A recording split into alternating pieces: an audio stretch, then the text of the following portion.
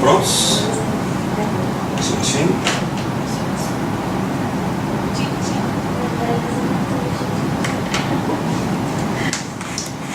Iniciamos com perguntas, considerações do primeiro momento da aula. A Natália pode começar. Sobre inversão, recíproca de inversão, como investigações da espacialidade no sentido existencial.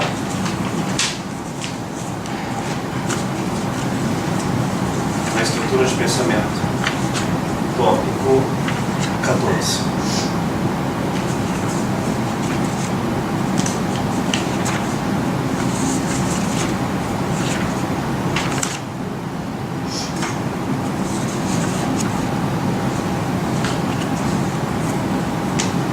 Uma amiga minha me pergunta, ela decidiu não mais frequentar hospitais. Por quê? Segundo ela absorvia as doenças das pessoas. Não enquanto hipocondria, não enquanto uma inversão utilizando-se do outro.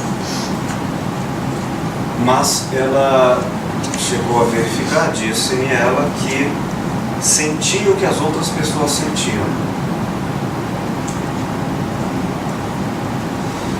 Ela deixou de frequentar hospitais quando ela foi identificada com câncer, quando passou a frequentar o Araújo Jorge.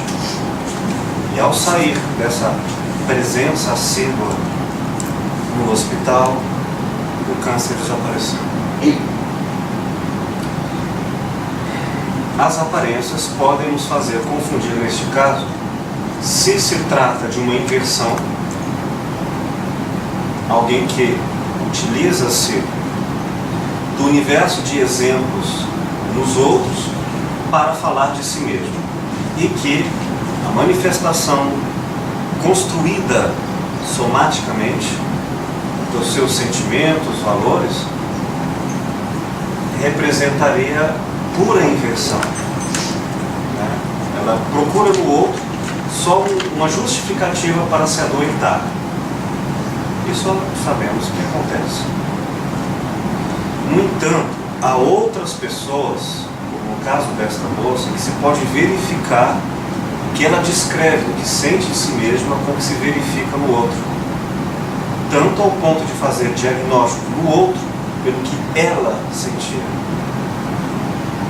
Isso seria, com um dado de singularidade existencial, tópico 19, próprio do que também pode ser chamado em outras leituras de paranormalidade. E que é meio de linguagem, não racional, mas você entra em contato com o outro, em recíproca de inversão, e conversa com essa outra pessoa. Vocês vão ver isso também num filme, uma outra cara ficcional, com John Travolta, em que ele tem um tumor cerebral e esse breve tempo de vida que o tumor lhe permite, uma vez detectado, ele passa a ter estranhos fenômenos paranormais, telepatia, cura, inteligência superlativa. Esqueci o nome do filme, alguém se lembra desse filme? Fenômeno. Bom, então precisamos saber até que ponto seus pensamentos, nossos pensamentos, são nossos ou não são nossos. E essa é uma atenção necessária, porque ela é muito comum em todos nós. Porém, culturalmente, nossa educação cartesiana e mecanicista, nossa época, e materialista, não nos pôs muito em contato com essa nossa linguagem não verbal e espiritual, por assim dizer, com a realidade. E fazer isso até com plantas, animais e ambientes como a dizer, o ambiente está pesado, não uma pessoa, entende? Uma egrégora, uma espécie de estrutura de pensamento coletiva que se comunica e se constrói em culturas, em espaços, em lugares. Bom, dizendo isso, é importante observar quando a gente se dedica em profissões que lidam muito com a diversidade de pessoas. A Neuma, por exemplo, é médica, então atende. Quantas pessoas por dia? Vixe. É baiana ela, né? Vixe. Dá mais de 20. Mais de 20. Essas pessoas, elas falam, acredito que a língua portuguesa, mas também estão falando em todos os tópicos em que elas, enquanto consciência, existem. Falam corporalmente, quer dizer, de maneira determinante, cada qual ao seu modo. Outras não falam corporalmente, apenas existem em corpos. Não tem corpo como linguagem predominante e existencial, mas enfim, falam como emoções, também falam como intuições. E algumas dessas falas nos chegam como sensações. Então alguém chega, essa pessoa está nervosa e eu fico nervoso. Só que eu posso achar que é inversão, que é uma coisa minha, de conteúdo psicológico meu, e de uma intencionalidade ou perspectiva que parte de mim, mas não, é efeito do que vem de fora. Como a gente reconhece isso? Quando parece ser inversão, e é recíproca de inversão, por dados não verbais, dados intuitivos, dados pelo que ainda adiante nós vamos estudar como singularidade existencial. Tudo é singular, mas é tão singular que não tem parâmetros na linguagem para descrever adequadamente. Como reconhecer?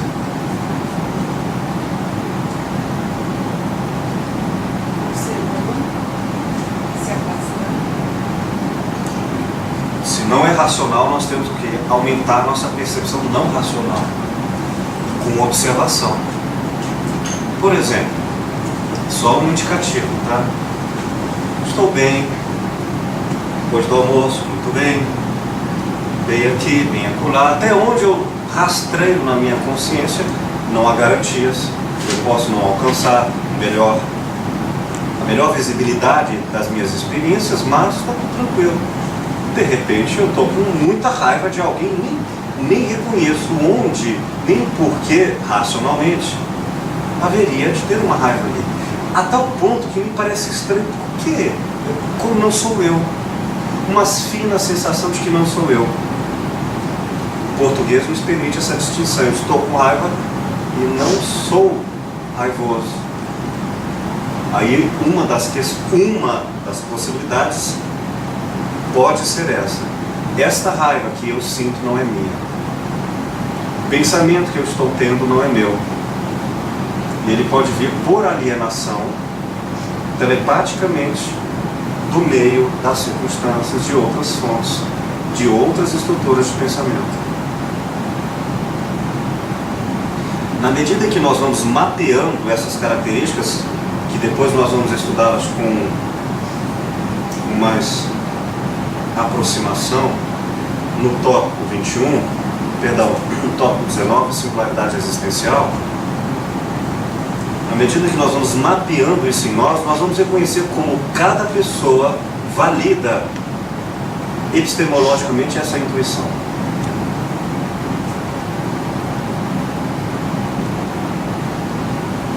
Por exemplo, eu já comecei a estar conversando esses dias com eles, no consultório, meus olhos começam a arder e começa a vir uma sensação muito estranha assim, de ardência nos olhos, misturado com uma espécie de sono, uma coisa assim, parece que tem que sacudir, vem do nada, parece uma chuva de verão, uma precipitação de sensações. Porque eu já tive outros elementos de verificação, eu percebo isso aqui tem algo mais do que racionalmente eu identifico na fala do outro.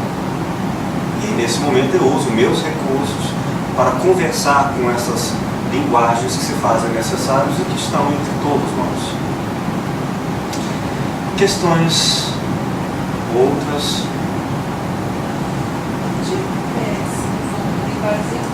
seria? Recursos. Eu pessoalmente me valho de preces.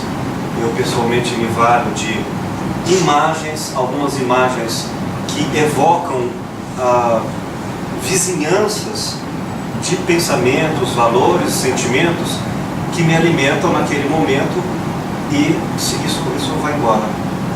Claro que eu estou me referindo a aspectos ruins, porque isso também pode acontecer com aspectos agradáveis, tipo, o que eu estou falando está muito claro que não tem nada dentro de mim. Aliás, até é bom eu me ouvir, porque eu aprendo um pouco mais, mas eu sei que não é, a minha boca não está reproduzindo minha vivência, o meu contato. Objetivamente, quando eu falo coisas que nem eu mesmo sei, isso é verificável. Seja em termos de tópico 10 raciocínio, argumentações que eu não tenho conhecimento, seja em termos de emoções. Normalmente eu quebraria a cara do sujeito ao me falar uma coisa dessa, isso sou eu. Mas eu tive uma docilidade, uma capacidade tão generosa de perdão, falei que essa informação de perdão, esse dado, não veio de mim. Porque não há em mim para tirar. Historiograficamente, em uma anamnese. Então é reconhecer, isso nós vamos ver com mais demora nesse outro tópico 19, mas reconhecer com um mapeamento fenomenológico de as características com que se manifesta a presença do inefável, do outro, às vezes pessoas que conseguem se conversar para além do corpo e a distância, e que os seus pensamentos chegam até nós em termos de, cada qual traduzido ao seu modo, saudade, me deu vontade de ligar para você, ódio, amor, desejo, conversações. Nós não somos, penso eu, tão limitados quanto a pele nos quer fantasiar.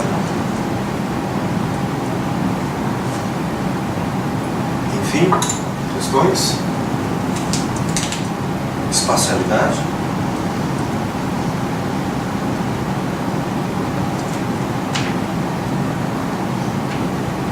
Posso seguir adiante? Então vamos lá.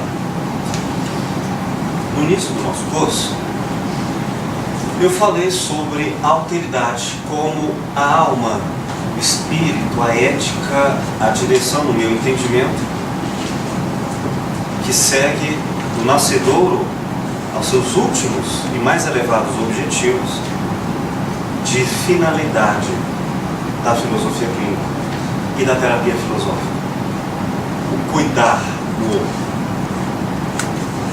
Um esforço de se colocar no lugar dele.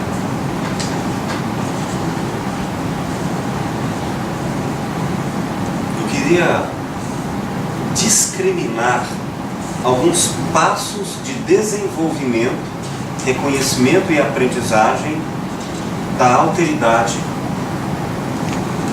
para que a gente possa, de certa maneira, identificar e aprimorar isso em nós, especialmente aquelas pessoas que desejam ir para o consultório. Bom, inspirado em Emmanuel Levinas, esse grande filósofo contemporâneo da alteridade, colegas, amigos, o professor Luiz Inácio e o professor Werner Lima, elaboraram 4 passos, 4 distintas situações necessárias ao fenômeno da alteridade. Eu vou só ditar a vocês, caso queiram, senão eu apenas falo, estas características da alteridade. Vamos a elas?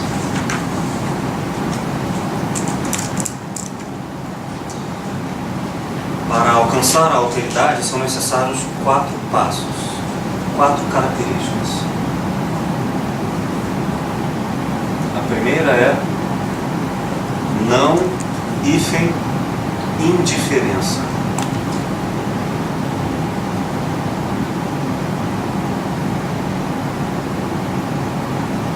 Não indiferença. Farei as minhas próprias interpretações desses 4 passos no texto de autoria do professor Luiz Inácio, chamado Conceito de Solidariedade. depois se quiserem eu lhes repasso.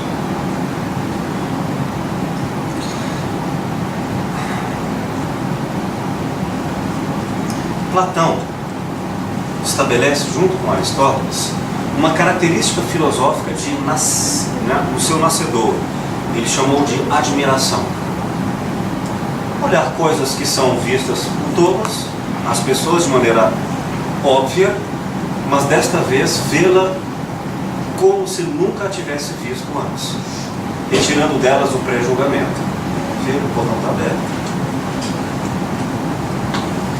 Como se elas nunca existissem antes para nós, de maneira a destituir o óbvio, que é o absoluto em nós, e colocar uma perspectiva, que é um outro olhar. Então, quando nós temos admiração por alguma coisa, por uma pessoa, nós temos um olhar mais dedicado. Mas a admiração filosófica, ela só existe na dúvida, em uma suspensão temporária do julgamento, da certeza, para colocar tudo em xeque. Aceita um café? Ponho esse olhar filosófico e digo, mas o que é aceitar? E o que é café? Essas questões vão sendo trabalhadas infinitamente em admiração. Sempre, cada nova resposta vem outra interpretação. E quando fazemos isso em filosofia clínica, significa cada fala do outro tem que ser reinterpretado com surpresa, não que nos é óbvio, mas na aprendizagem da história do outro. O oposto de admiração é indiferença.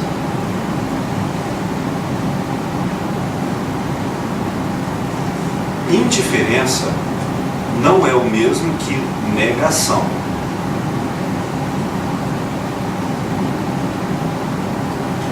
A negação, como recurso lógico, exige o seu oposto para uma estruturação das ideias. Então, todo não é, de alguma maneira, uma afirmativa contrária. Se eu disser não quero um café, eu preciso ter a clareza daquilo em que eu digo não. O não está no discurso lógico. Tá? A indiferença é outra coisa do que a negação. Indiferença é não ter um menor interesse sequer em ver, até mesmo para negar. Imagina um casal que se separa. Se um nega o outro, acusando o outro em suas emoções ofensivas, não há indiferença. Percebe, né? Há uma afirmação do outro enquanto contrário. Isso implica que quanto mais eu nego, mais eu crio vínculos contrários. Quantos casais que deveriam simplesmente cada qual seguir o seu rumo, mas ficam separados fisicamente, mas cada vez mais casados, porque brigando, ameaçando, culpando, sofrendo, se vinculam ainda mais talvez do que antes, e de maneira mais sofrida. Então, pergunto, está clara a diferença entre negação e indiferença? Dito isso, indiferença é o pior crime, mais do que a própria negação contra a alteridade.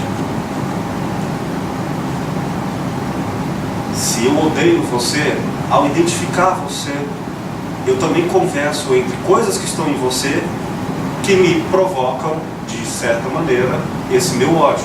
Há uma conversação. Na indiferença não existe nada.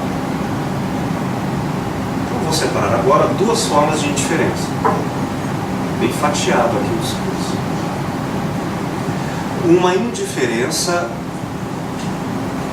involuntária e inevitável.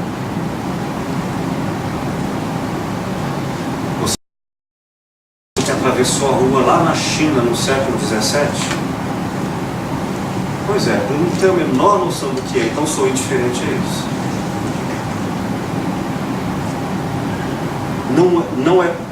Não tenho como perceber de jeito nenhum. Isso acontece naturalmente, segundo o olhar fenomenológico. Se eu sou uma pessoa de estruturação de raciocínio e não consigo, por exemplo, vamos pegar bem claramente, não vejo com os olhos físicos porque tenho alguma impossibilidade óptica de visão, então a única forma de eu ver você será pelo raciocínio, não é? Conversando, dialogando, argumentando. Mas se você chegar e eu não ver, eu não fui indiferente, porque não tinha a percepção cognitiva para isso. Eu não fui indiferente de maneira voluntária, mas fui indiferente de maneira involuntária. Tá claro? Indiferença involuntária para diferença voluntária. Voluntária é o outro está dentro no campo das minhas percepções, mas eu o renego no sentido de, podendo ver, não me interessa, eu me afasto da presença do outro. Entro em inversão e nego a recíproca de inversão. Portanto, o que é não indiferença? Agora, se vocês quiserem copiar, é isso. Não indiferença é, dois pontos, como um exercício constante,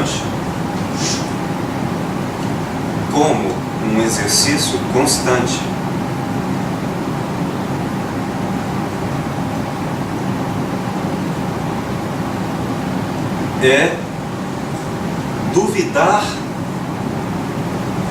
do próprio julgamento,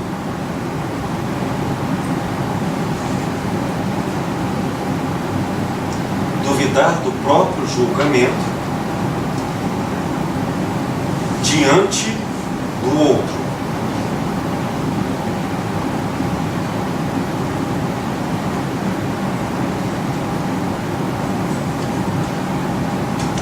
Duvidar do próprio julgamento diante do outro, vírgula.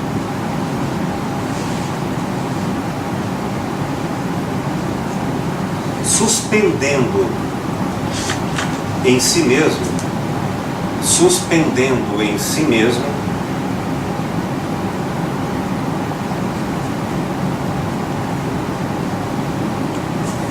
tudo que é óbvio. Suspendendo em si mesmo tudo que é óbvio.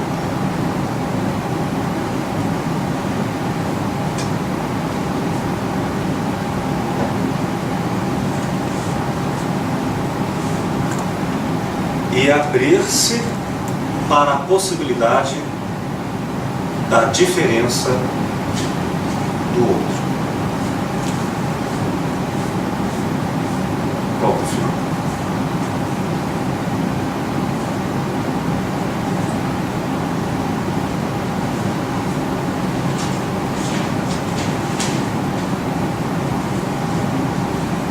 Vou dar um exemplo. E aí eu quero ouvir de vocês opiniões e questões. Assistindo o programa Video Show, certa vez, a atriz Camila Pitanga, atriz brasileira bastante conhecida e muito bonita nos nossos parâmetros de interesse no Brasil. Então, mesmo que não fosse uma atriz conhecida, já seria uma pessoa de fácil observação, facilmente notada, entre outras, por uma beleza exuberante, bem típica, bem brasileira. Mas, claro que estamos falando de uma atriz da Rede Globo, muito conhecida. Esta mulher vestiu um macacão, uma roupa da faxina dos funcionários da limpeza de um shopping center famoso e muito bem frequentado em São Paulo, e passou uma tarde inteira, me parece por uns 5 horas. Experiência. O rosto é o mesmo, o corpo é o mesmo. Me parece que somente 2 pessoas a reconheceram uma tarde inteira, esbarrando, olhando no rosto, e não enxergaram a Camila Pitanga. Isso é não indiferença. Porque aquela vestimenta de faxineira a colocou no cenário dos interesses mais comuns em estado de indiferença.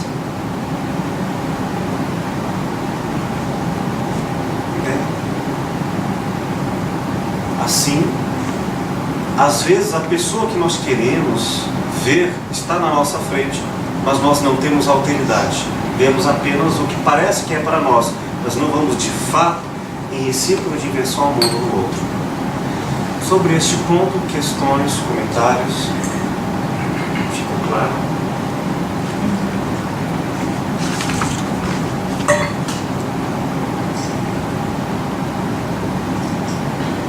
Sabe como fazer para exercitar isso? É uma coisa difícil. Se eu falar para você assim, por favor, quem tem mau hálito aqui não sabe, levante a mão. Quem aqui foi traído e não sabe, levante a mão. Não tem como, né? Pois bem, comece a duvidar, não se foi ou não foi traído, mas o que é traição. Se acha uma pessoa bonita, o que é beleza. Se a pessoa diz que isso é horrível, o outro, então eu começo a me questionar, como é para ele? Nossa, deve ser uma coisa talvez diferente do que é para mim. Por exemplo, aliás, é um exemplo muito difícil para mim, eu não consigo. O Ivan, que estava frequentando conosco aqui, eu já citei ele como exemplo, vou citar novamente.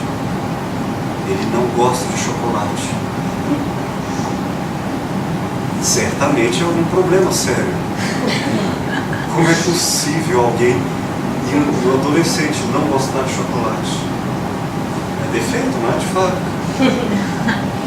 Quer dizer, se é tão óbvio para mim, e entra em estado de indiferença, porque a minha posição é, tenho que recusar isso. Alguma coisa está errada nele por ele não ser eu. Por ele não ser óbvio. Ele tem que ser igual a mim. Não indiferença é, portanto, abandonar a exigência do colocar-se em xeque,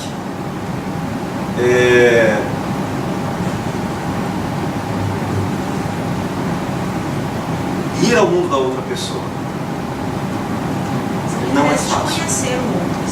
Seria interesse de conhecer o outro. Interesse, antes do próprio conhecimento. Só que esse interesse ele esbarra no óbvio. O óbvio é o nosso inimigo número 1. É óbvio que você está dizendo é o que eu, no meu mundo, diria com os meus significados. Então eu só vou ao mundo do outro se eu negar temporariamente as minhas verdades. Negar para existe algo além de mim. Não sei se isso é possível, mas como fazer isso em termos bem práticos? Comece a se negar em tudo que lhe é óbvio, não para ir contra, mas para suspender.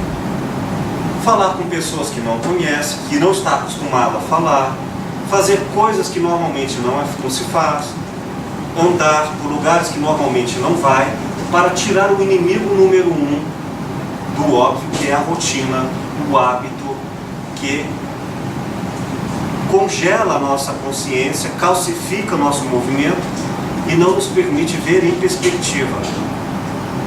Evitar o hábito de ser a mesma sempre pessoa para poder ver o que está na nossa frente e que foi absolutizado, sem perspectiva.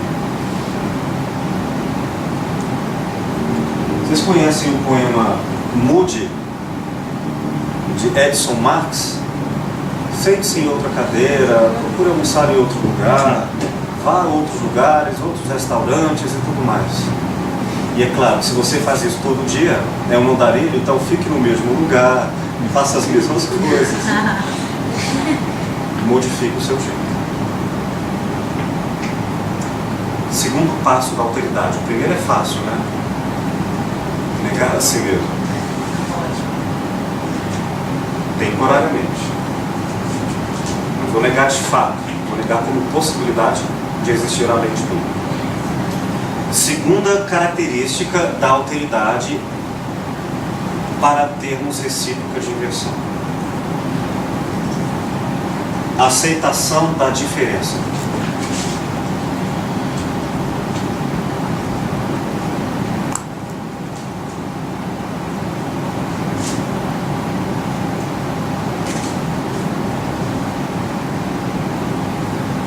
Aceitar a diferença não é sinônimo de concordar ou de gostar. E também não é sinônimo de empatia. Eu posso ter alteridade e recíproca de inversão sem empatia. Aliás, às vezes a empatia atrapalha a alteridade. Porque eu vou gostar daquilo que está em mim, que não tiver a ver comigo. Empatia não é garantia. Aceitação da diferença, e que aceitar não é concordar. O que quer dizer isso?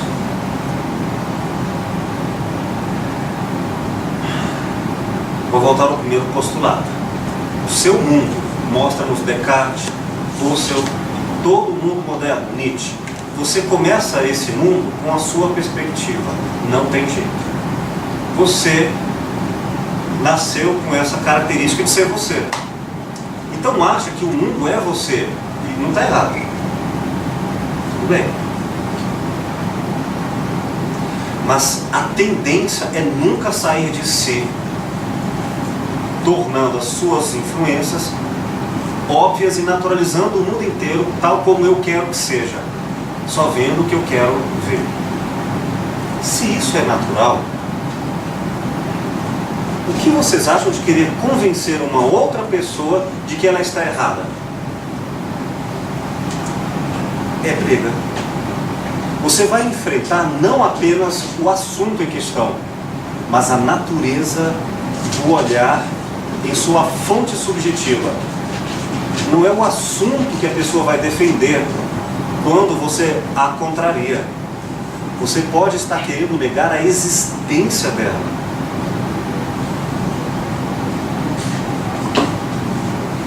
Isso pode ser uma absoluta desestruturação da realidade, cognitiva da realidade, como acontece no filme Matrix. Tudo que eu elaboro como certo, que é a reprodução de Platão, de repente entra em tal crise que até aquele bife saboroso e gostoso que era tão real, era apenas uma sinapse e nunca uma experiência palatar.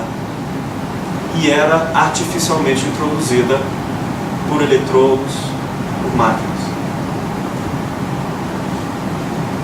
Então, se o outro vai recusar e eu também vou recusar na presença do outro, em termos éticos, quando vocês encontrarem alguém diferente de vocês, qualquer um no fundo ou em princípio de imediato, não tem nenhum problema em você querer mudar o outro. Aliás, você vai fazer isso. A pessoa fala que não gosta de chocolate, diz para mim, fala, mas é porque é algum problema, claro. Às vezes tem tratamento, às vezes eu ouvi dizer que tem cura. O primeiro impacto é negar o outro, porque a presença da diferença nega o princípio da subjetividade do que para mim é real, que é óbvio. Então não tem problema nenhum. Aliás, em termos éticos, você deve mudar o outro, se você julgar que está certo. O Pablo chega a dizer assim: eu quero cheirar cocaína, fumar crack e plantar bananeira ao mesmo tempo. Tá, ele pode até querer, mas eu vou negá-lo. Quer dizer, você está errado. Eu não tenho o direito de achar que ele está errado? Ou vice-versa? Então, se você quer mudar o outro com base nos seus princípios de realidade, primeiro, é inevitável. Você vai partir de você.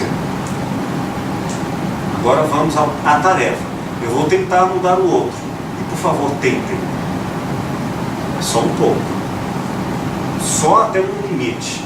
você vai convencer a outra pessoa de que ela está errada, de que o caminho dela não é o que você acha. Mas se você insistir a vida inteira, você vai violentar o direito dela de ser diferente, de ser outra. Em algum momento, esperamos que você pare de querer mudar o outro e aceite a diferença. Ele realmente não gosta de chocolate. Sobra mais.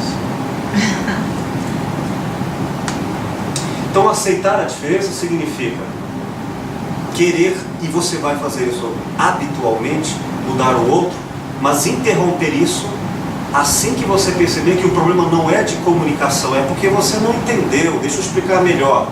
Ficou muito claro, o outro sabe de fato do que você está se referindo, mas ele insiste em ser ele mesmo, é porque é o momento de eu aceitar, gostar ou não. Entenderam?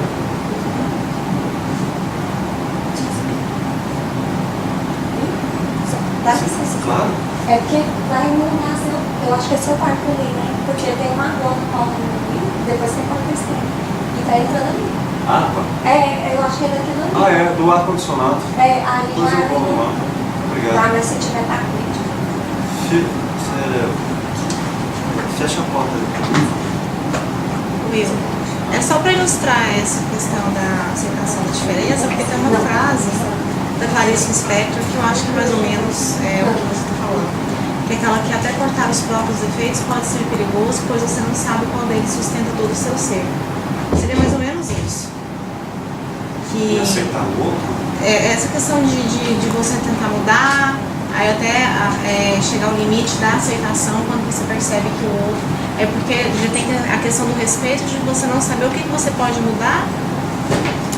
Não é tanto isso, não. É o fato, porque isso, já que eu não sei até onde as coisas se espraiam e se assentam, em qualquer coisa que eu fizer ou que eu deixar de fazer, o princípio vale para quaisquer direções. É o fato de que o limite de querer mudar o outro, desejo natural, é a violência. Até certo ponto eu vou entender que eu estou lhe ajudando. Mas a partir de certo momento, que momento é esse? É o grito da outra pessoa. Ela dizer, não, pare, eu entendi, mas eu não quero. E o limite, portanto, da alteridade é a violência. Quando chegou na violência, acabou o respeito, acabou a possibilidade de aprender e conviver com a diferença.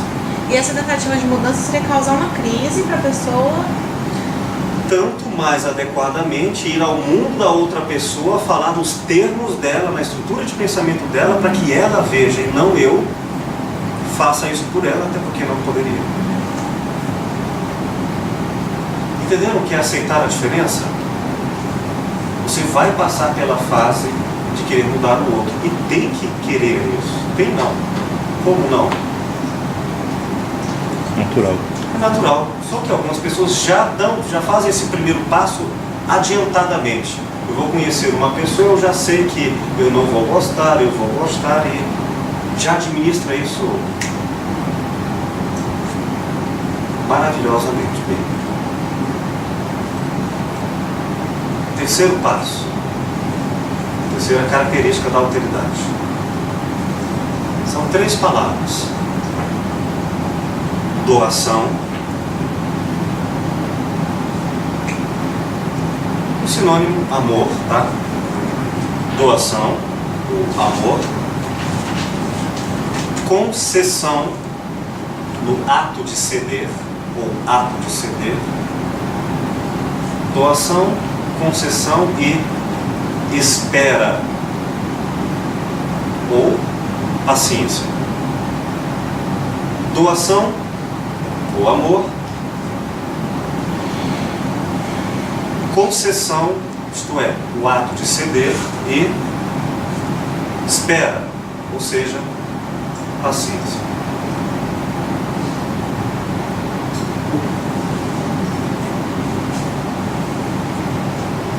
Vou falar de um fenômeno muito comum, o da inversão. Procuro pessoas que parecem que têm a ver comigo e não com a diferença para comigo. Natural. Por pessoas que gostam do que eu gosto. Assim eu não preciso modificar. E toda vez que eu a elogiar, ela vai dizer, não, porque você tem bom gosto. É natural. É uma zona de conforto e é gostoso.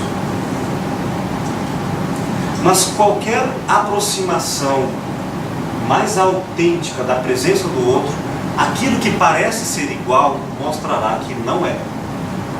Só é parecido porque estão superficiais. Quanto mais íntimo nós somos uns dos outros, mais diferentes nós somos. Mais únicos somos. E aí começam os conflitos. Tomem por si mesmos. Quando na presença de alguém com quem conviveram, reconheceram que o outro estava certo e que você terá que se modificar, por você haver a si mesmo convencido de seus erros ou mudanças, você fez isso assim, estalando o dedo instantaneamente? Não, existe um tempo para isso, uma espera, um treinamento, um exercício. Tá, eu entendi, mas eu vou errar algumas vezes ainda, você vai ter que ter um pouco de paciência, porque isso não é automático. Então, todo processo de alteridade exige, como a própria palavra processo, demora, cuidado. E algumas pessoas têm alteridade tão grande que esperam uma vida inteira ali, ó, cuidando, sabendo que vai sendo assim, alguma plantinha agora, com semente, daqui 10 anos ela vai colher. Ela está trabalhando com o tempo, não é uma peça mecânica que você aperta, liga e desliga. Isso é espera. Toda alteridade exige tempo.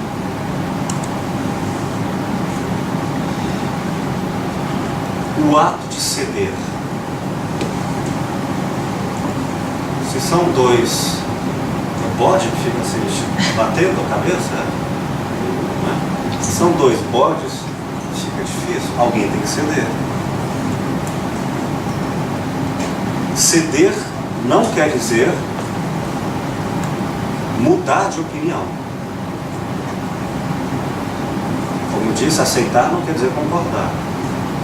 Ceder é mais ou menos isso. Se você provar que eu estou errado, eu mudo. Não que eu esteja, entendeu? Mas eu estou aberto para isso. É abertura para. Aí eu percebo que em todo, em parte, não é que eu esteja errado, mas eu percebo que você estava errado e agora não. Nós dois estamos certos. Só que um vai para a esquerda, outro vai para a direita. E outras possibilidades. Mas tem que abrir para a possibilidade de você não ser verdade absoluta. O que eu falei foi no tópico 10, da raciocínio. Prova que eu estou errado, que eu mudo de argumento, de tese. Mas pode ser na emoção. Me emocione, que eu mudo. Me sensorialmente. Ah, a sua comida é ruim, mas eu não fiz ainda, você vai gostar. Então faz, ó, essa comida, eu quero comer esse negócio pra cá. Aí pronto. Vocês viram o Ratatouille, desenho animado. Ele já está com a canetinha pronta, até mostra ele pegando já a canetinha para acabar com o cozinheiro. Quando ele põe na boca, pronto. Ele o corpo, ele sensorial. Está claro o que quer dizer ceder? Não é mudar, mas abrir-se para que o outro afete você e vai afetar. Para complementar neste ponto, é um critério de alteridade. Se você convive com alguém por algum tempo e você é exatamente a mesma pessoa que era antes desse encontro, você não teve alteridade. O outro não mostrou o que ele tem de vivo para você. Você permaneceu exatamente no seu mundo de forma invencível. Esse outro pode ser um livro. Se eu leio um livro, concordando ou discordando, aprendendo coisas, eu não sou o mesmo depois do livro se eu tiver alteridade. O outro por escrito. O outro como pintura, o outro como fala, o outro como toque, como comportamento. Sinceramente, quantos de nós nos modificamos de todas as pessoas que conviveram conosco ao longo da vida? Mesmo que não seja para concordar, tá? Eu aprendi coisas sem abandonar as minhas verdades.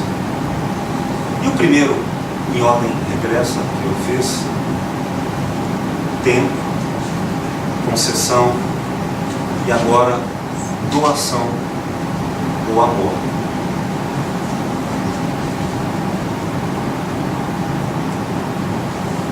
Ainda não fizeram pílulas para isso, eu acho, mas sem amor, sem esforço, sem boa vontade, sem sacrifício, você não vai ao mundo da outra pessoa. Ah, mas é bom, é gostoso. É porque ainda está na superfície. Ir ao mundo da outra pessoa é eu não ser o mesmo. E aí é exigência de crescimento. Sem amor, sem esforço. Eu não vou ao mundo do outro. Vamos traduzir amor? Eu gosto dessa palavra. Compaixão. Você vai pisar e se você não sentir a dor da outra pessoa, você vai pisar mais. Se você não tiver grande interesse de ir ao mundo da outra pessoa, isso aqui é importante para ela. Não consegue ter. Lembrando que amar não é gostar, tá? É ter interesse pelo outro. Eu coloquei no meu livro essa frase que eu acho excepcional. Quando alguém é importante para nós, nós devemos nos perguntar o que é importante para ela.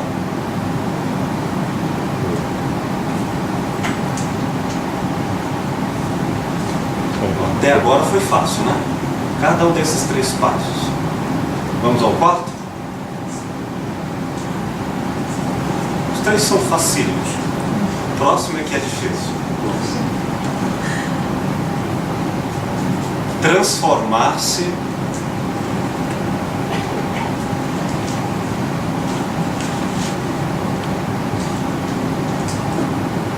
com a presença do outro.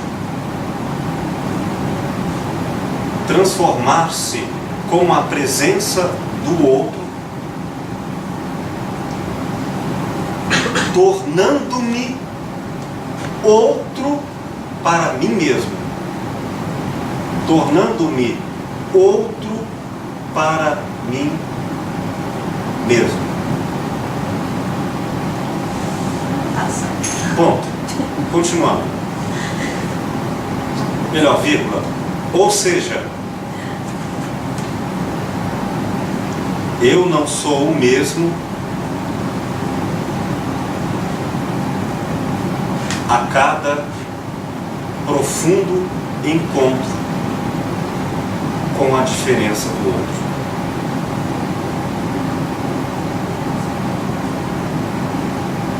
Ponto final.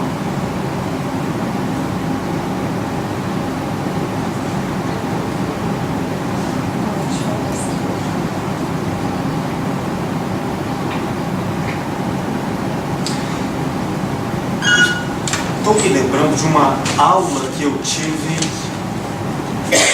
na terceira série de um professor extraordinário, bem conhecido hoje em Goiânia, chamado Lisandro Nogueira, meu professor de português. E ele era cineasta. Foi seu colega?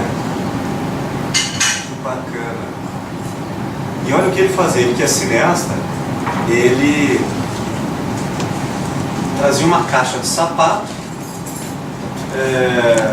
colorida com, acho que era aquele rolo de papel higiênico, aquele canudo não canudo de papel, para fingir que era uma máquina que ele estava filmando.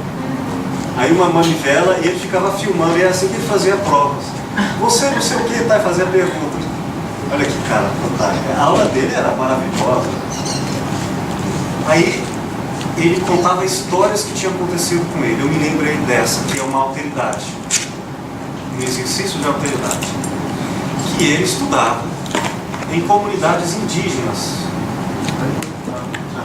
Em comunidades indígenas, e quando ele foi certa vez a uma certa comunidade, todos lá pelados, os índios, ele e os amigos dele que estavam lá estavam de roupa, ficaram muito constrangidos. Ficaram muito constrangidos. Olha aqui que alteridade. É como se eles estivessem pelados porque estavam com roupa. Se sentiram assim, desnaturalizados. Aí foram tirando a roupa, um pouquinho, um short, um pouco de cueca, até ficarem nus. Depois dessa experiência, você não volta a ser a pessoa que era antes. Você se transforma para concordar ou para discordar. Não é maravilhoso isso? Mais um detalhe e uma recomendação. Se você não desenvolveu o amor o suficiente, não tente fazer alteridade com Hitler. Porque se você não viver com profundidade o outro, vai ser difícil. Talvez você não consiga. Porque, repito, sem amor, você facilmente vai abandonar a tarefa objetiva de ir além de si mesmo e vai entrar em inversão, dizendo: eu não gosto de você porque não atende o meu mundo. Aí eu posso me tornar Hitler para acabar com Hitler. Né? Bem, perguntas, questões?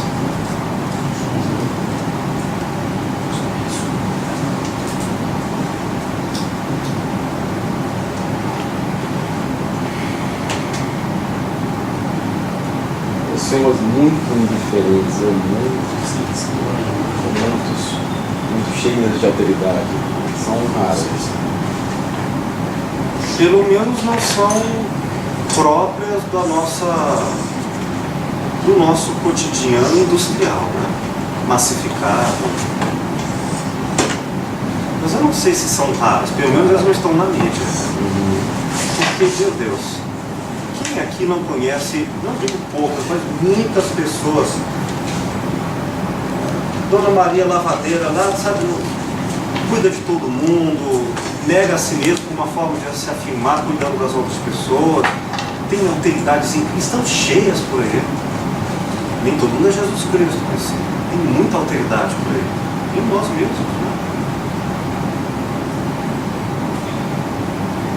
Eu tenho uma pergunta. Sim. Vamos lá, bem alto.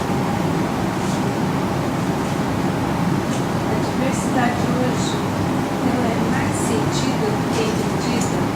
Essa é uma pergunta. A transformação é uma porta que se abre por dentro. Uma frase de William Shakespeare. E a diversidade, a alteridade, varia conforme a dimensão do espaço-tempo. Qual a relação matemática simbólica que a gente não viu ainda, né? Mas está lá nos cadernos. O abordagem da diversidade, a autoridade sobre espaço e potência. Simples. O que quer dizer formas de vida de comunidades coexistentes com sociedades dominantemente marcadas pela metafísica. Quase uma tese, não só uma pergunta. São questões belíssimas. Olha, vocês veem que ela sempre traz tarefinha de casa feita e refeita com muito estudo. Eu não pretendo respondê-las assim como quem descortina a verdade. Eu só retomo a primeira questão para a gente discutir, todos nós, ouvir a opinião dos colegas. É mais alto, fala. A diversidade humana hoje é mais sentida do que entendida? O que vocês acham?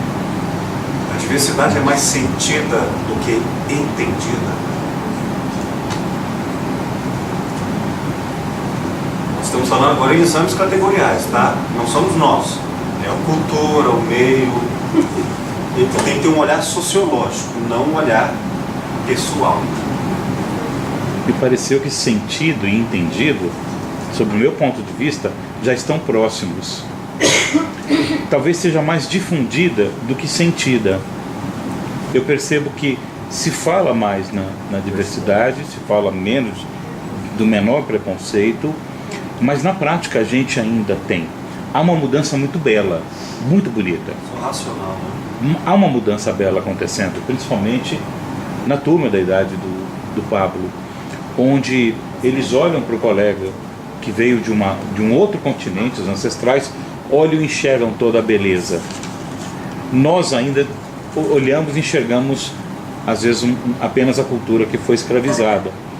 Essa mudança está acontecendo, mas o sentido, se você já sente, a mudança já começou a acontecer. Me ocorreu isso. Mas se fala de uma forma tão assim convicta, porque se fala para si mesmo, mas a gente não sente que isso está acontecendo ainda. Vide Camila Pitanga vestida, vide aquele professor da USP que também se vestiu de gari e lá passou dias e dias e dias, absolutamente inesquecido. Ontem até colocaram balões em cachorros de rua para eles serem notados. Eu estou na rua, eu estou doente, porque a gente simplesmente deixa de ver. Então acho que se você sentiu, você começou a mudar. É como eu peguei essa sua frase. Em filosofia clínica, se você sentiu, vamos entender por sentir, não o corpo, mas a emoção, você começa a mudar, é porque, se assim for, é que a pessoa tem como emoção a estrutura determinante dela. Apenas quem tem a emoção. Isso. Tá. Se para outra pessoa for o argumento, o raciocínio, ela vai mudar quando ela for argumentada em suas conclusões. Ela entendeu que está errado, aí ela muda, não porque ela sentiu. Outros vão acontecer pelo corpo, porque o corpo passou por transformações pela natureza do mundo externo, talvez um desemprego, talvez uma coisa bem material, que aí ela muda a visão de mundo dela. Então, segundo o que é subjetivamente determinante na estrutura de pensamento. De cada um. Mais algumas questões? Considerações? O café tá bom, viu? É recomendável depois do almoço.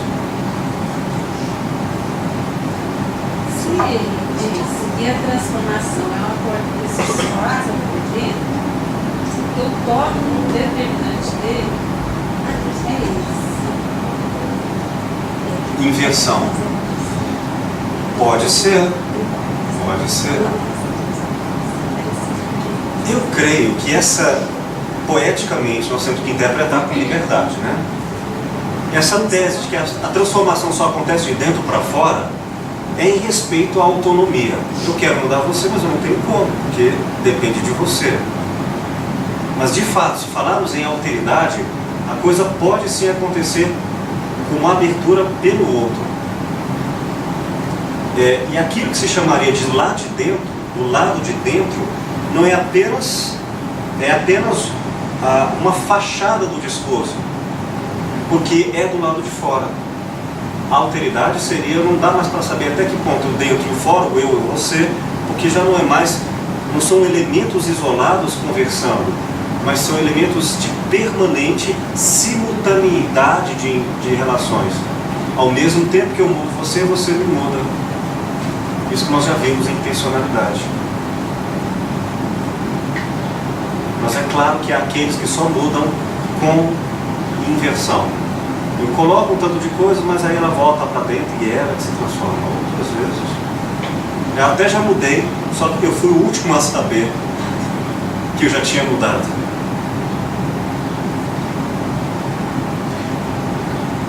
Quando você estava explicando, me veio a questão de mudança. Às vezes não vem nem por amor, vem pela guerra. Será que hoje o americano do norte, ele não conhece mais sobre a religião muçulmana do que ele conhecia algum tempo atrás? Nem que seja por temor. Ele vai entender que existe uma coisa que é difícil, o Will que morou lá, que existe outros modos de vida também válidos. E que se todos forem exagerados, eu estava conversando na cozinha agora há pouco, né? O americano, o copo do americano, o vídeo do americano, é tudo muito grande, o carro, a limusine, é uma região, é um povo que só pensa no enorme, e às vezes não cabe para todo mundo o enorme. O espaço que eles querem ocupar no mundo não cabe para todas as nações. Eles estão aprendendo sobre os muçulmanos, sobre quem é Allah, sobre o significado de Alcorão, porque essas pessoas vão lutar até a morte. Não teve amor não, teve medo. E eles vão mudar, e é capaz de compreenderem, apesar desse sofrimento, essa diferença. Há uma mudança, você tem que estar no mundo do outro, nem que seja na base do World Trade Center cair, ou qualquer coisa assim. Nem sempre é tudo tão a sério, tão bonitinho. Queridos, eu sugiro passar rapidamente para os dois tópicos, dois subitens desse tópico, espacialidade, para a gente poder ver o filme e ver tudo que nós estudamos até agora no filme. Espacialidade, então, é a condição em que se ocupa conceitualmente a consciência. Até onde eu estou presente, o outro está presente, até onde vai o eu, com referências de dimensionamento mais distante ou mais próximo. Eu posso dizer que sei como localizar existencialmente alguém.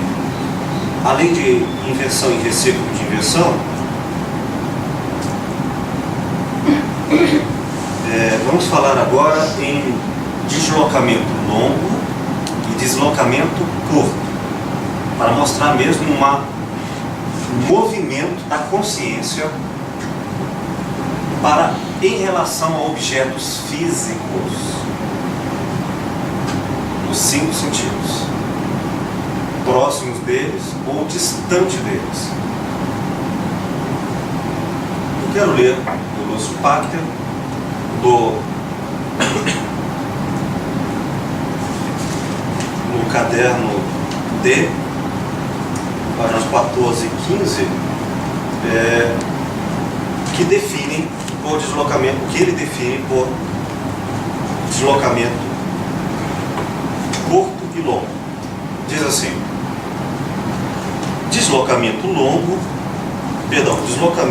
curto se refere ao direcionamento do meu pensar, a minha atenção ou intencionalidade, ocupada com objetos que estão presentes aqui neste momento, ao alcance de meus sentidos, mas que não são pessoas.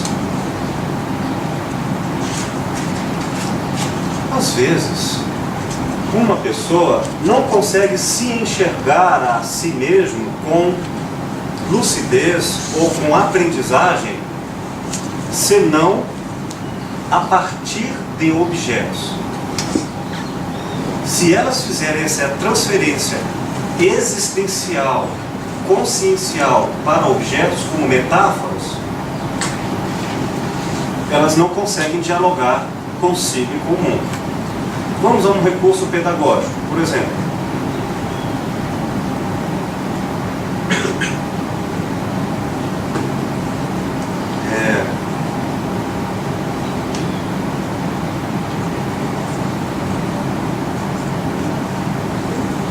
Imagine que eu diga que este copo, eu digo para você, olha, esse copo aqui é tão importante, é uma caneca muito bonita.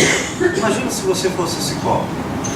Olha só o pequeno brilho, essas estrelinhas, coisas tão bem feitas. A pessoa, se ela fizer deslocamento curto, ela vai olhar para o copo como se estivesse olhando para si mesma. E se eu fizer até mais, eu vou até deixá-lo mais bonito, vou limpá-lo assim, a pessoa sente que ela está mais limpa. Eu posso dizer, olha, essa caneca está cheia, mas a nossa cabeça está muito cheia, então eu tenho que desvaziá-la. Ao esvaziar o copo, a pessoa metaforicamente começa a se recolocar o conceito de si mesma por linguagem, utilizando os objetos. A mamãe põe a blusinha na criancinha e diz, olha só, não amassa a blusa porque o coração da mamãe dói quando você amarra outra roupa. Aí ela tem um tombo enorme, rasga a roupa, suja tudo. Ela tem a sensação de que através daquele objeto, ela vai se destruindo. Eu li certa vez uma historinha, ou ouvi, não me lembro, que quis que fosse uma espécie de pedagogia, mas foi um exemplo horrível. O menino só fazia arte. Aí o pai, com a sua sabedoria de caminhão, de placa de caminhão, disse assim: olha, meu filho, a vida é como esta tábua. Toda vez que você fizer uma coisa errada, eu vou martelar um prego aqui. Logo, a tábua estava cheia de pregos. Aí o menino, com aquele coração pesado, então ia lá que tinha mais um prego, e ele assim, está carregado: papai, pelo amor de Deus, tio, como é que eu faço? Não sei o que. Coração sofrido, porque ele se vê pelo objeto. Era quase um voodoo. Quase um voodoo, o pai voodoo. Aí fala: não, filha, porque toda vez que a gente faz uma coisa boa, a gente tira o prego. Aí o menino, na historinha, vai fazendo coisas boas, vai se salvando. Aí depois a história termina aí, né? O menino sem prego. Fala: gente, mas essa tábua toda amassada, furada, com espinha na cara, é isso que vai ficar? Remorso, sabe? Às vezes isso pode sair pela culatra. A pessoa olha, ela não tem mais o rosto limpo. A alma dela fica cheia de cicatrizes. E nós fazemos às vezes esse preciosismo, pelo menos isso acontece com copos mesmo. Você cuida desse copo porque não sei o que, não sei o que. O menino não segura, de cai e quebra, leva aquela surra. A próxima vez ele cuida do copo, tem medo do copo. O copo caiu, a pessoa se desestrutura. Quem aqui não teve aquela surra porque quebrou um prato, um copo, não é? Eu não tive nada. Não. Tive nada sério. Eu também tive. Alguém já teve? Acontece. Também minha mãe Aí- deixava eu pegar. Hã? Minha mãe não deixava eu pegar. Pois nós vemos muito isso na nossa cultura. E aí depois a pessoa já está adulta, quebra o copo que ela mesma tem, sei lá. É só ir no supermercado, você comprou um extrato de tomate, você está com copo, não tem problema. O copo é dela, não tem problema com dinheiro, não tem que esconder nada. Ela quebra, ela é como se ela fosse apanhar, a sensação: ai meu Deus, o que é isso? Porque houve uma transferência para o objeto, é juntar os caquinhos. Quando isso é feito terapeuticamente, eu tenho que saber se a pessoa faz deslocamentos curtos e utilizar isso segundo a malha intelectiva e as demandas do assunto último na terapia. Agora, imagine uma pessoa que realmente vê na sujeira e no objeto físico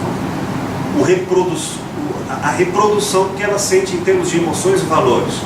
Arrumar a casa dá uma sensação para essa pessoa de bem-estar de alma. Uma senhora que eu tratei certa vez, quando a mãe faleceu, ela ficou tão atônita, tão desesperada, sem saber como, e ela não soube porque passou a madrugada inteira arrumando a casa várias vezes, até ficar impecável. Aí, depois de tudo isso, que ela foi dormir e chorou.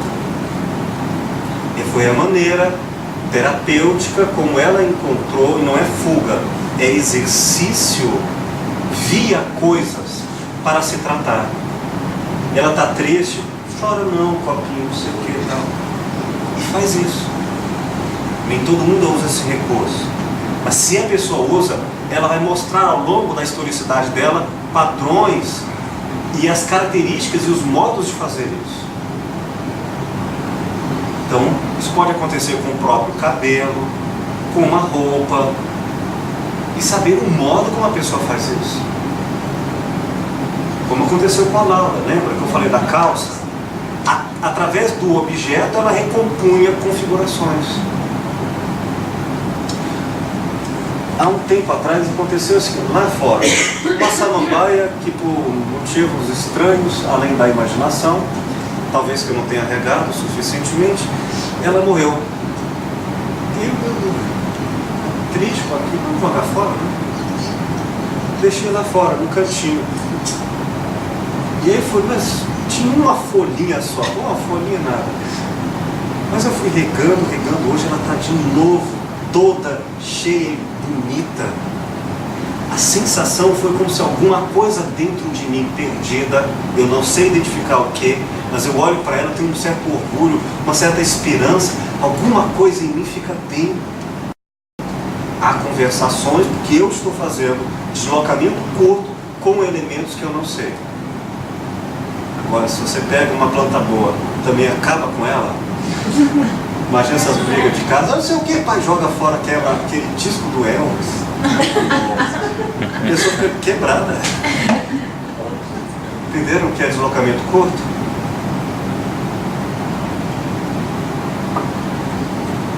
É um recurso que a filosofia clínica usa também, de alguma forma, em objetos, em escritas.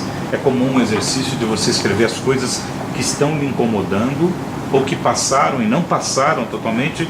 Você vai, você amassa, queima, joga fora. É um exercício comum isso. Coisas de fim de ano, coisas de empresa, RH, aquelas coisas. A filosofia chega ao ponto de fazer essa transferência sem como objeto. Considerar como patologia ou como modelo universal. Mas na medida em que isso interfere, constitui ou compõe ou implica em existência. Porque se isso for apenas de efeito superficial, não altera a definição da pessoa. Nós estamos falando do conceito de eu. E se o conceito de eu implicar em objetos, é com os objetos que eu converso e interajo com a pessoa. Como a calça.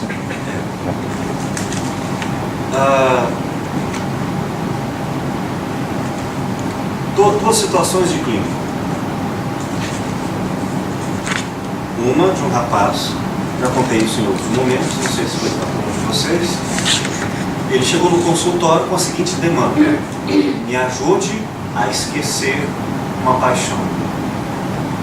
Uma paixão muito sofrida, um relacionamento homossexual, em que ele sabia, a própria pessoa com a qual se apaixonou disse que eu usei você, eu queria seu dinheiro, mas agora eu quero mesmo de tudo isso, sabendo, não conseguia deixar de sofrer pela falta. Olha que armadilha. Sabia que não podia e não conseguia ficar sem. Então, preciso de um terapeuta. Me ajuda a me desapaixonar quanto isso. Então eu vou estudar o que ele chama de apaixonamento. E entre os elementos da sua historicidade, estrutura de pensamento, eu identifiquei um forte deslocamento curto como modo de existência. No quarto dele, todo papelzinho de balinha, tudo que o outro usou, guardava ali, e ele tentava, apesar do corpo ausente, a pessoa estava ali naqueles objetos. Na presença daqueles objetos, ele atualizava as emoções com todos os sofrimentos tóxicos que lhe faziam mal. Então o que nós tínhamos que fazer? Livrar-se daquilo. De que maneira? A maneira dele. Eu tive que investigar como fazer isso. E fui fazendo até divisões. Algumas coisas para atender bem ao modo dele. Falar, se você joga uma coisa dessa boa, que serve para outra pessoa, isso é até maldade. Doa para alguém. Algumas coisas ele doou, outras ele queimou, outras ele enterrou. Eu fui aprendendo como fazer isso ao modo dele, nos padrões dele. Até que quando ele se viu livre de todos os objetos, ele se desencantou pelo outro e arrumou outra paixão. Deslocamento.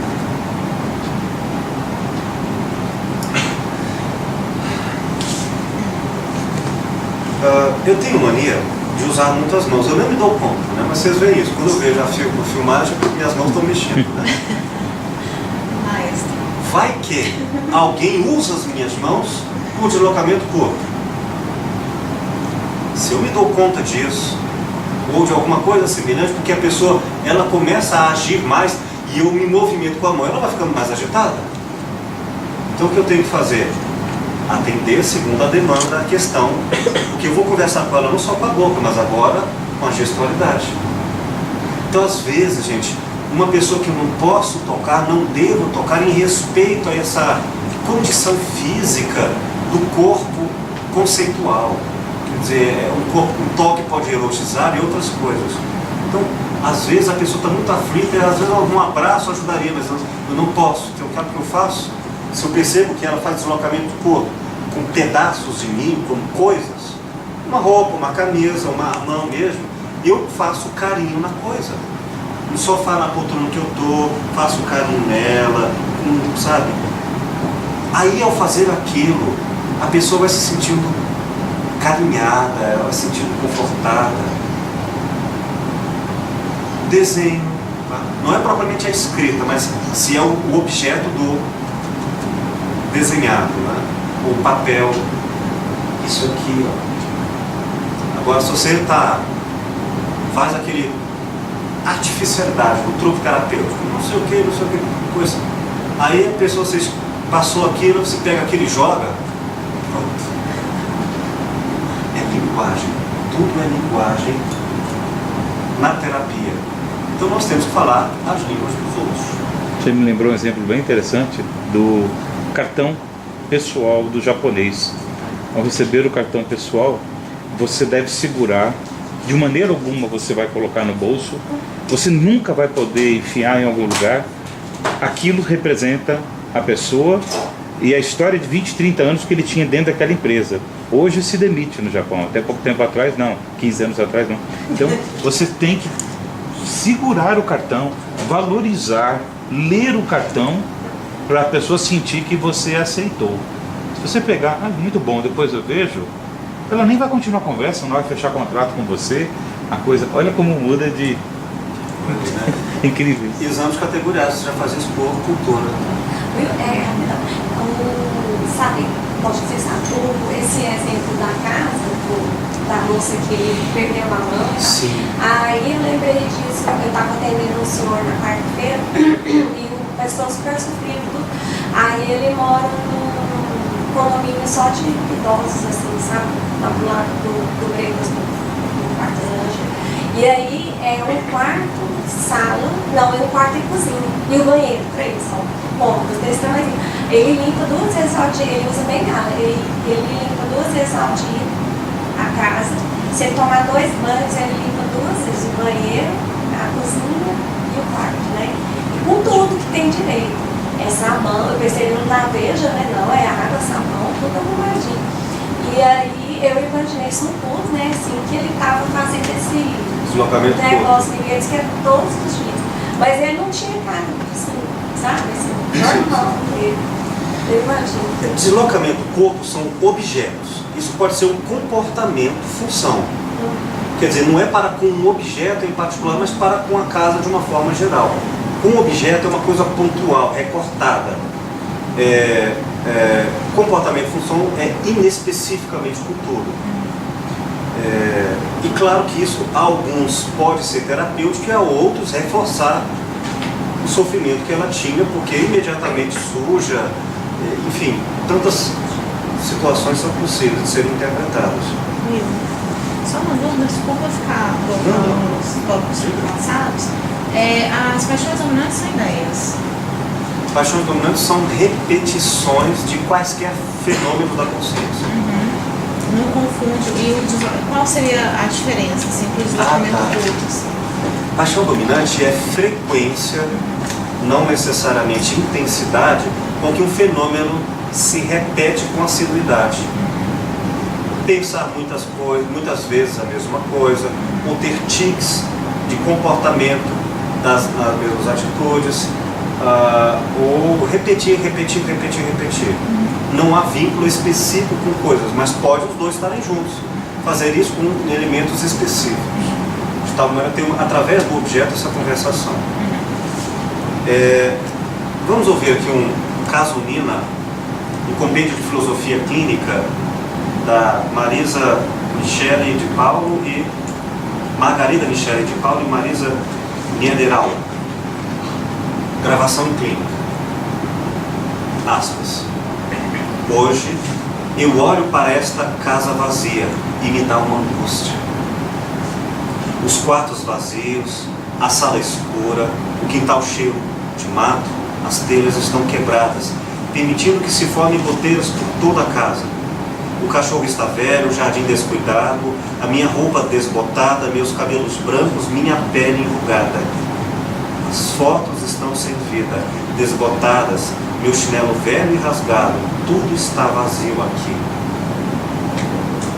Deslocamento. Como é que você cuida dessa pessoa? Por essas coisas.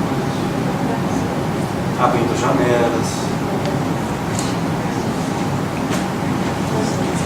Deslocamento longo. Lúcio Pato. Deslocamento longo é o voo que minha atenção dirigida dá em direção a objetos, pessoas, circunstâncias, fatos que não estão presentes ou mesmo a ideias complexas longínquas. Deslocamento longo quer dizer longe do corpo e dos 5 sentidos.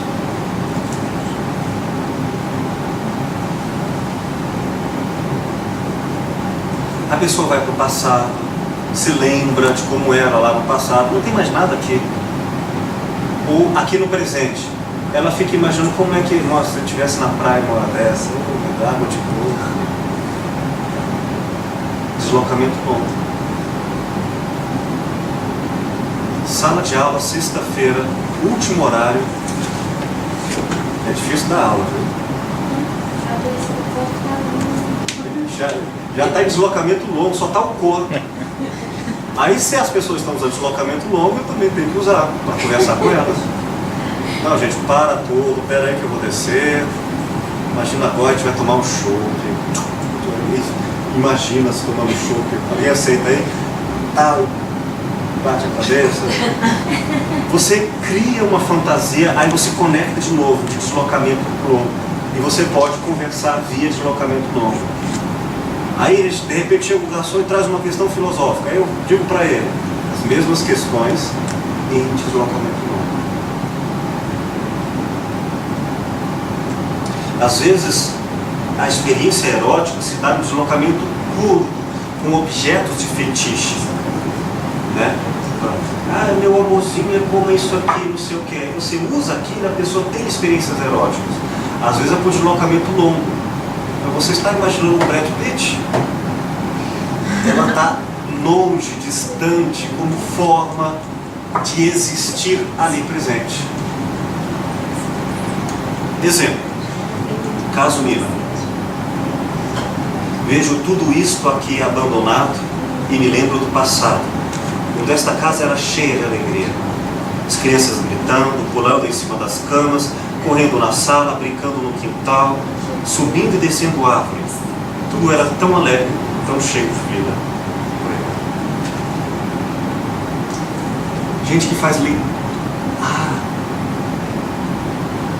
Olha que coisa extraordinária. Eu estava lendo um romance chamado Em Nome de Deus. Não, Advogado de Deus. Que nesse romance havia uma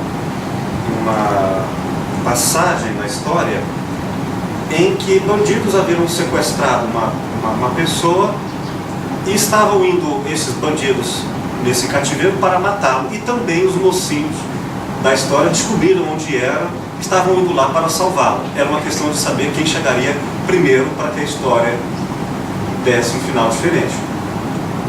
Eu estou lendo, nessa hora toca o telefone. Aí eu atendo, apressado, nervoso. Alô, o quê? Aí a pessoa fica, o que está acontecendo? Aí eu me dou conta. Eu estava em completo deslocamento longo. Parece-me que se eu demorasse na conversa, os bandidos iriam chegar primeiro, porque eu estava lendo na versão dos mocinhos. Olha que coisa. Total deslocamento longo. Quem faz isso com filmes, com histórias de terror e tudo mais, tem que ter cuidado.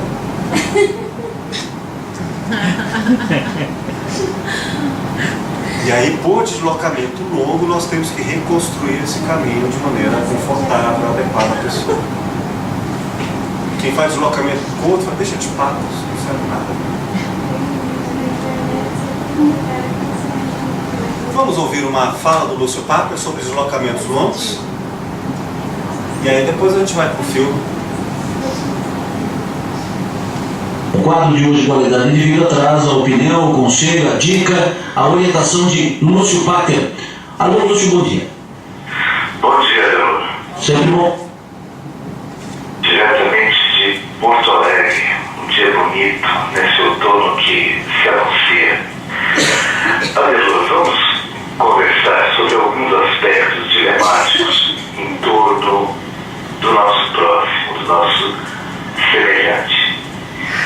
Olhe, quando a gente considera quem é o próximo da gente, o pensamento, ele pode se levar para uma pessoa necessitada, por exemplo, para as questões assim da alma que a gente considera sublime, ou para os nossos semelhantes, tal qual nós os consideramos, né? E assim sendo, por fazer isso, o meu próximo pode ser simplesmente o meu jardim, ele pode ser a minha caminhonete a diesel, ele pode ser a mochila antiga, aquela toda poída que eu costumo botar ali dentro do meu laptop para carregar durante as minhas viagens. Muitas vezes eu acho que quando a gente conversa, aquela conversa sem pressa, de final de dia, numa cantina, lá, tomando um bom vinho com os amigos, aquela preguiça que dá quando a gente coloca a cadeira na beira do rio e fica só com os pés dentro d'água, observando o sol que vai dormindo aos poucos.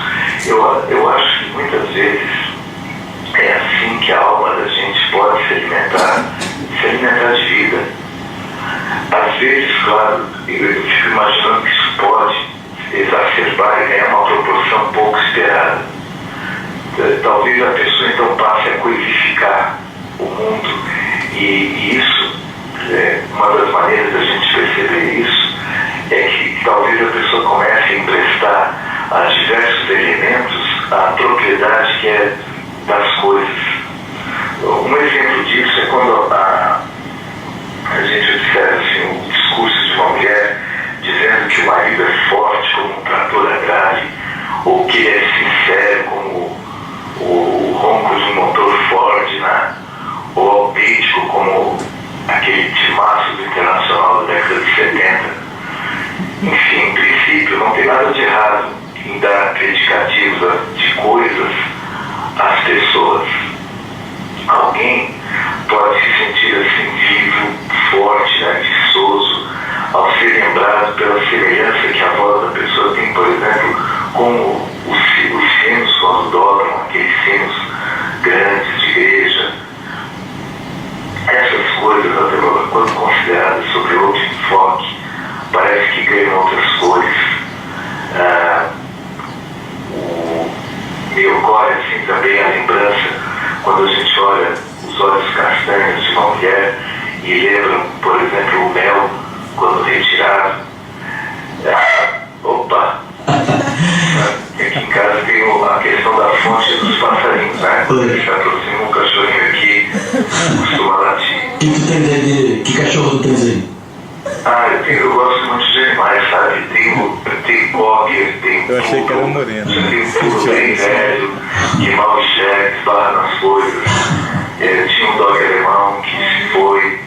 E pássaros, então, de todo tipo. Tem um pássaro que vem de vez em quando aqui só para picar o vidro do carro, depois vai embora. Esse que se meteu no teu comentário aí é o que? Um puro?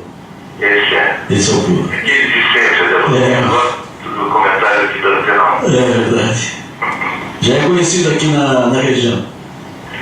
Tem, e eu acho assim que de certa maneira é nas coisas que muita humanidade que vai no coração da gente pode ser vivida às vezes.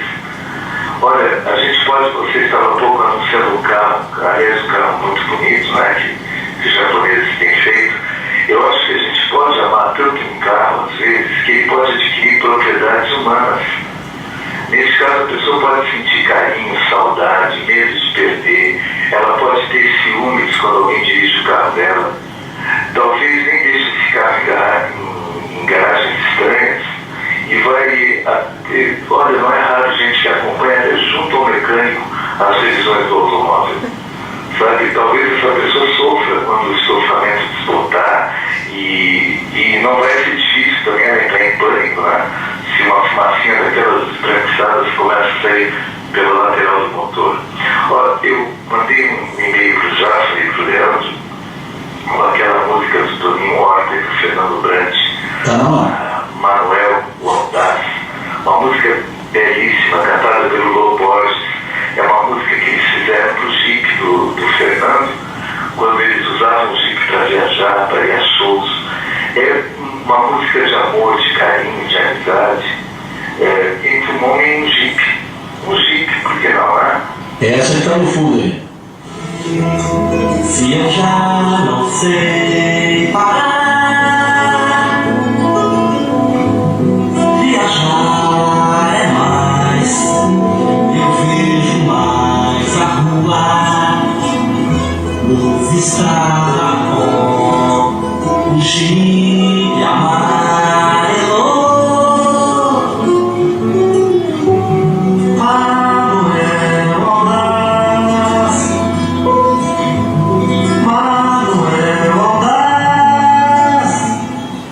Pois não, Lúcio? É, muito bonita essa música, hein, Adelor? O Lô Borges é sempre músicas boas, né? Sim. Se eu não me engano, quem faz o solo dessa música, no fundo, é o Pat Metheny, mas eu não tenho certeza. Um músico extraordinário norte-americano. Bem, concluindo essa fala de hoje, eu acho que é importante que a gente considere que não é apenas com outra pessoa, com um animalzinho de estimação, mesmo com esse aqui que veio a ti, às vezes quando eu trabalho na Antena 1, ou com as lembranças de quem partiu, ou com poesia, que a gente pode viver o melhor que se encontra dentro de nós. Eu acho que inúmeras vezes isso vai utilizar aquela cadeira gasta de praia, de balanço, daqueles rádios antigos que a gente ainda usava válvula, tinha que deixar esquentar, do disco de vinil, às vezes de uma casa inteira, do portão de garagem de madeira, amassado que seja, para a gente ter certos sentimentos, certas lágrimas, que já não dá mais às vezes para compartilhar com outro ser humano, ou mesmo esse ser humano sendo a gente, às vezes passou, não dá mais para viver isso. Olha, os nossos ouvintes que nos acompanham, quem perdeu uma pessoa amada, quem vai ter que lidar com a roupa, com os óculos, com os livros, aquelas coisas que ficaram no simples jogo de panela quando a gente abre uma portinha, ao mexer com tudo isso, pode compreender bem de perto isso que eu estou dizendo hoje. Esses objetos deixados por uma pessoa, eles podem falar mais dela do que a própria pessoa nos disse enquanto esteve conosco. É isso, eu sigo agora em direção a... Bacana, né?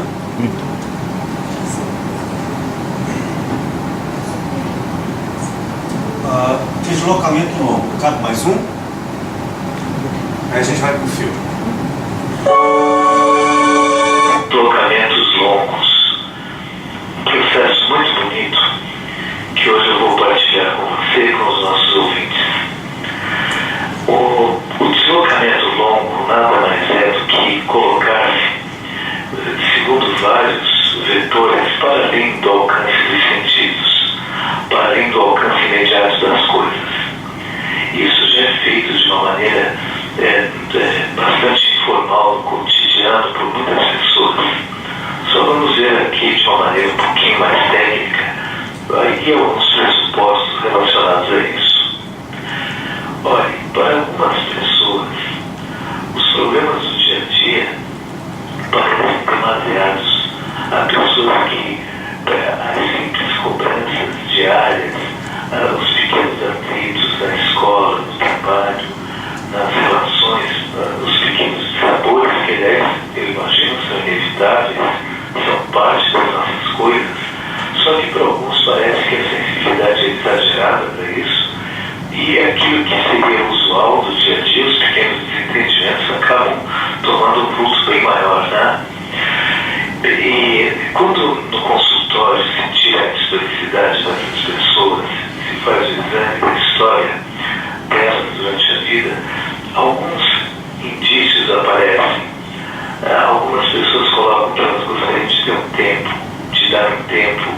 gostariam de se afastar do que estão fazendo, do que estão vivendo. Alguns colocam em outros termos como precisando de umas férias. Bom, a questão é que pode-se fazer isso muitas vezes sem mover um pé do lugar onde se está, sem se afastar um metro de onde se está. Vamos ver isso com calma. Olha, algumas pessoas, ao saírem de onde estão existencialmente, quando elas tomam um afastamento das suas coisas, elas conseguem focar melhor as questões.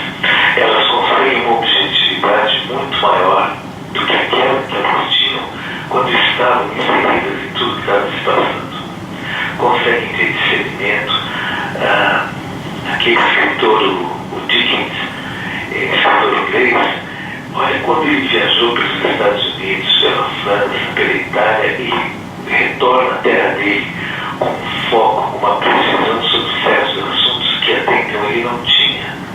Não é um caso isolado. Para muitas pessoas isso funciona assim. Sabe, afastar o problema das questões das quais a gente está mergulhado. Para muitas pessoas isso promove uma paz muito grande, um alívio, um fôlego renovado. Agora, é claro, né, Leila? A gente vive uma cultura, a cultura do ficar, do enfrentar, do mergulhar nas questões de qualquer maneira, mesmo fugindo delas, mas enfrentando essas questões. O contrário parece ser a covardia, a fuga. Puxa vida, que maneira dura, né, de entender as coisas. Claro que eu entendo que para algumas pessoas é assim, não tem outro jeito. Agora, às vezes é possível, sim, ficar e ao mesmo tempo se deslocar, ao mesmo tempo fazer as duas coisas. Houve um filósofo chamado Adorno, que lá na década de 60 escreveu um livro muito interessante, esse livro chamado Dialética Negativa.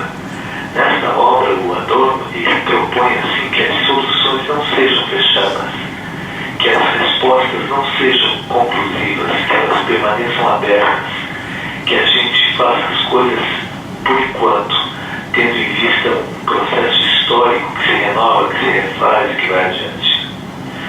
Eu estava agora, segunda-feira, numa cidade lá na fronteira, Paraguai, Bolívia, que era Dourados.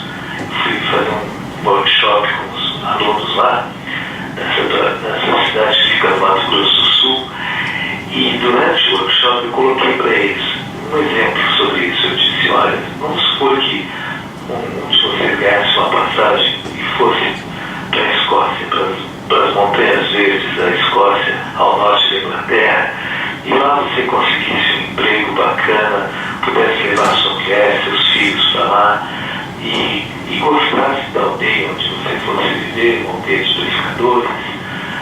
Com o tempo as coisas iam ficar muito bem, você ia gostar cada vez mais do lugar, da vida de modo geral. E perguntei como é que cada um viveria. Aí um disse que ia construir um pequeno barco de madeira, que foi sempre o sonho dele. Outro colocou outra questão. E no meio dessa conversa eu perguntei, e os problemas que você deixou quando saiu do Brasil? Como é que ficaram aquelas questões que incomodaram você? Sabe que, surpreendentemente, alguns disseram, mas agora ficou tudo diferente. E alguns até disseram, puxa, de repente até deu uma certa saudade dos meus problemas que eu deixei e tudo mais. Veja que um simples procedimento no qual a gente toma fôlego, objetividade pela distância, isso faz com que certas coisas se tornem totalmente diferentes. Agora, eu não...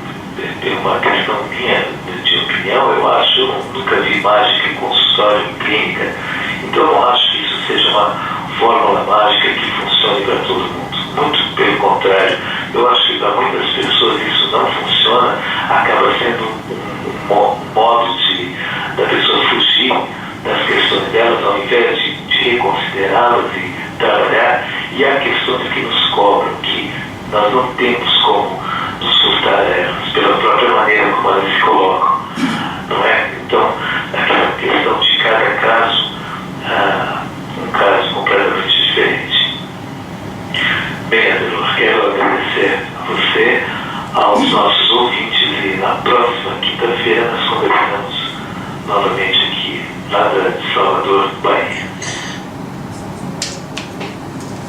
O meu é rezar e amar é um pouco segundo.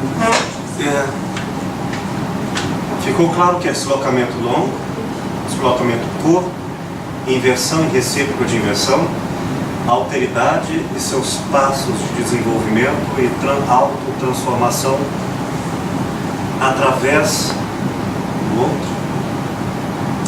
Essa foi a nossa aula de hoje. Gostaram? Então agora vamos fazer um intervalo. Pipoca. E vamos voltar com o filme. Colegas, vamos vê-lo e comentar. Nossos comerciais, por favor.